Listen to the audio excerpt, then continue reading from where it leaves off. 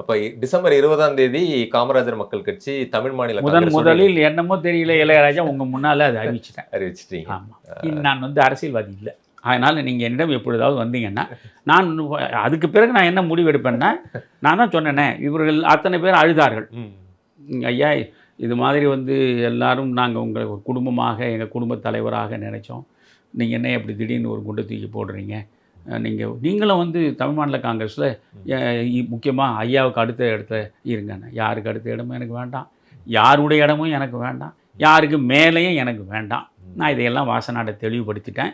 அதனால் உங்களை நீங்கள் போய் அங்கே சேர்ந்து அவரவர் உழைப்பில் உரிய இடங்களை பெற்று நீங்கள் எதிர்காலத்தையாவது நல்லபடியாக இருங்க.